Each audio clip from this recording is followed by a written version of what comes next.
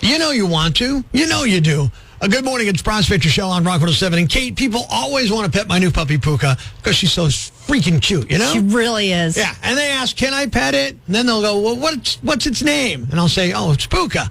And they're like the necklace? And then I explain, I know I'm a diehard Rams fan, Puka Nakua, wide out for the Rams. My wife allowed me to name it Puka, blah, blah, blah. You know, we all have names for our pets, and they sometimes come from odd places. Yeah, like my cat's name is Leia, like the princess from Star Wars. Now, does your cat have 2 black ears and a white face? Nope, she's just fat and sassy. All right. So that's what we want to know this morning. Why you named your pet, what you named him. What's that story? Is it a favorite band, a movie character, just something that makes you laugh? We always want to know these things, and we'll start with what we got on the social medias. Yeah, Susie said, these just sounded like great names for kitties. They are Noodles and Nacho. And you know what? They are great names for kitties. Got one, too. Open mic on the Rock 107 app. I named my cat Tiger Lily after the Peter Pan character, the Native American girl that leads Peter Pan through the forest. I love it. You're hearing the purring? Yeah, the purring in the background. That's just making me giggle there.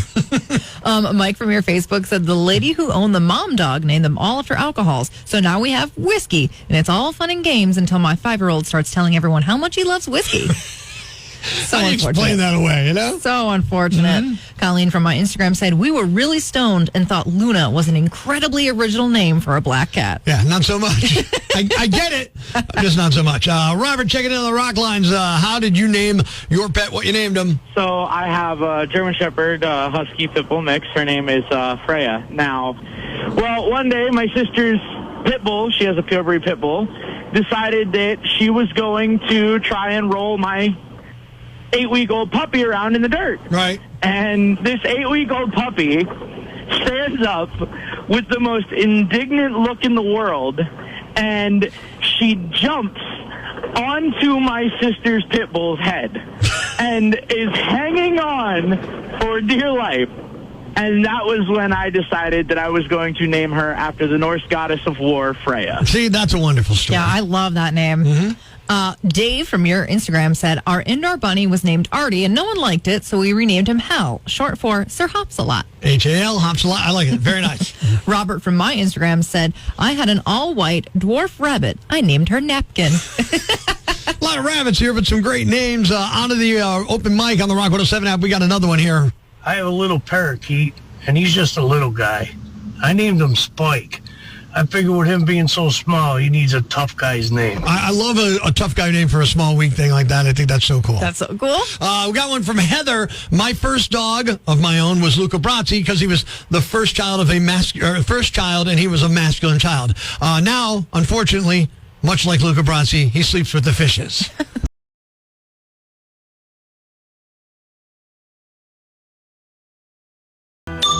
Breaking the news that's already broken. It's time for Prospector's Briefs on Rock 107. Marijuana use is up among elderly Americans. That explains why so many cars in the Taco Bell drive-thru have their turn signal on. Armie Hammer was seen in public with his ex-wife. Sources say they just got together for a quick bite. An outburst from a female Diddy fan disrupted his sexual misconduct trial on Tuesday. There's no word on how the woman slipped past security, but it was probably baby oil. Prospector ruins everything, even the news. Tune in tomorrow for Prospector's Briefs on Rock 107. It's been a long time coming, but it starts now. Good morning, it's Prospector Show on Rock 107. Paul Miller's Law goes into effect today. The law bans handheld devices like phones and tablets while driving, even at red lights or in traffic. Named after Paul Miller Jr., a 21-year-old East Stroudsburg University student killed in 2010 by a distracted tractor-trailer driver on Route 33 in Monroe County. Now, Kate, this law is a long time coming, and the sad part is somebody had to die for PA lawmakers to get off their fat backsides and do something about this. I see it all the time. I'm out there, I'm riding my bike, or if I'm walking my dog or driving myself, whatever, I see people driving with their noses buried in their phones like they're doing a line off a stripper's backside. And it's true. What really galls me is the people in newer, fancier cars where you can see that they got the screen in the car because it's like a freaking billboard in there, and yet there they are with their hand held up to their ear and punching numbers into the phone. I'm like, oh my God, would you rather kill someone than use CarPlay or Android Auto?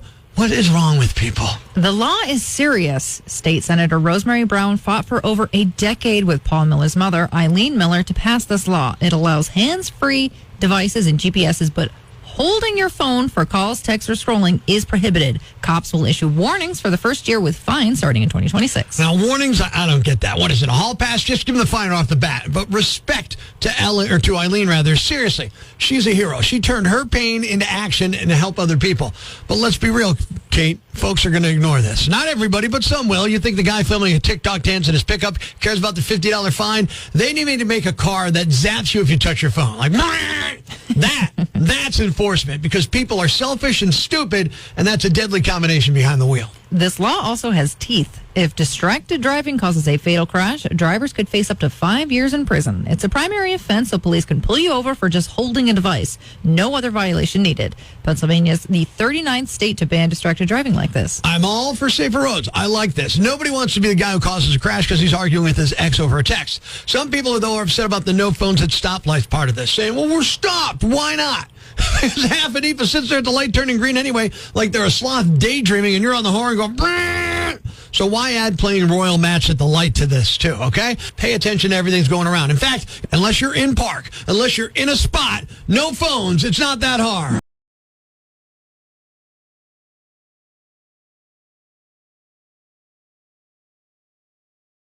It's time to have a little fun on the phones. Good morning. I'm Rock 107's Prospector, and I got an email from a woman who said, hey, Prospector, I'd love to prank call my husband. His name is Frank. We call him Frankie. We're going on a trip soon, but I think it would be cool if you could just call him and tell him it's a nude resort and see how he reacts to that. That's a wonderful idea. It's time for another Prospector prank call on Rock 107. Hello? My name is Rick. I'm at Clover Tree Resorts. We wanted to confirm your reservation for next Friday until next Sunday. I'll let you know the check-in time is at 4 o'clock, and on Sunday, check-out time will be at 10:30, okay? Reservation for what?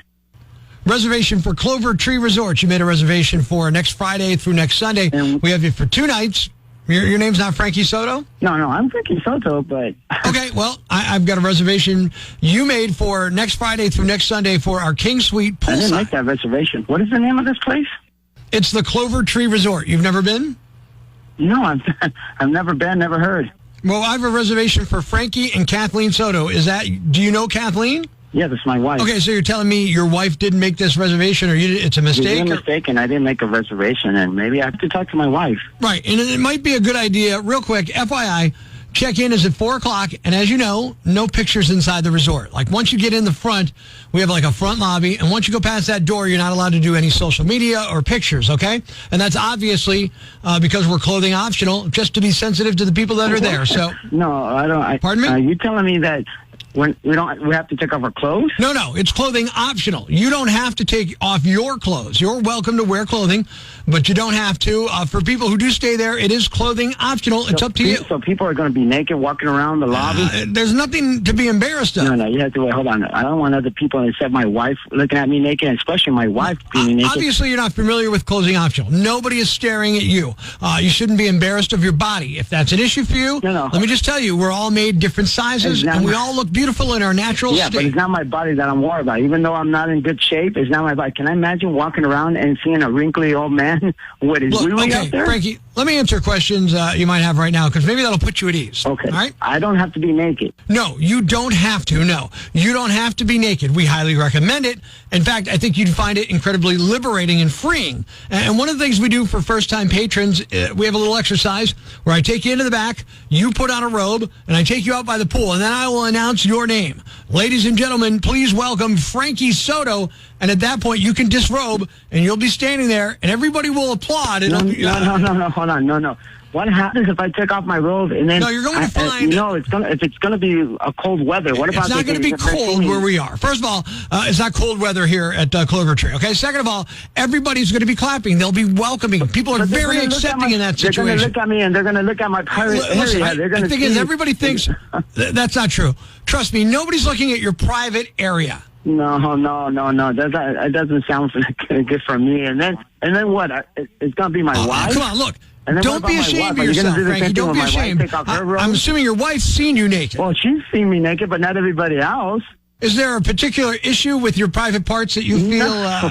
There's no issue. I'm confident of myself. My wife is confident. All right, I can tell you it. All right, you then. can tell my wife. How confident are you if you can't even take off your robe? How confident are you if you can't even take off your robe in front of people? I don't want to show off as a man. Why don't you come on out? I'll tell you what. Why don't you come on out and I'll tell you what we'll do. No, because it sounds weird. How are you going to take off my robe? It's like a toga party. I'm not going to let another person I don't have to take off your robe. No, definitely. I'll tell you what you do. If you're such a big deal, I'm going to have to talk to her and tell her. If you're such a big deal about, how about you join us every night? We do a limbo party, and that's where everybody gets a really good look at what's going on. Naked in a limbo party, doing like a twerking kind of thing, going backwards. I'm not going to. I'm not that flexible. It's right before the prosy, okay? And the prosy is how we close out the night. It's a prank call. We're making on you right now. It's not real, Frankie. Well, I'm not interested in staying. No. It's not. This isn't a resort. This is Rock 107. It's Prospector. It's the Prospector prank call. You're on the radio right now. It's a prank call. Oh, my God.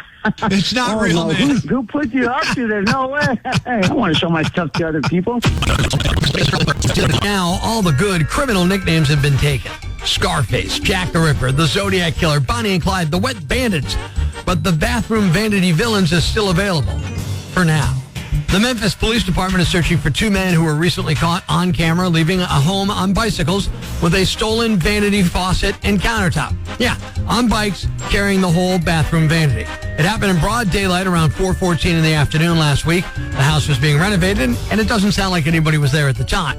Interestingly, the same house was robbed a second time last week, and the thieves got away with 2 TVs, an air fryer, a coffee maker, toiletries, paper towels, board games, and bedding. No arrests have been made in either case, and cops don't know if the two crimes are related, so there's no footage of the same thieves riding away with Mr. Coffee and a Monopoly game under their arm. Nominee number 2. And here I thought parent-teacher conferences were just about report cards. Mariah Hector, 33, was called to her kid's school to discuss her daughter's involvement in a fight.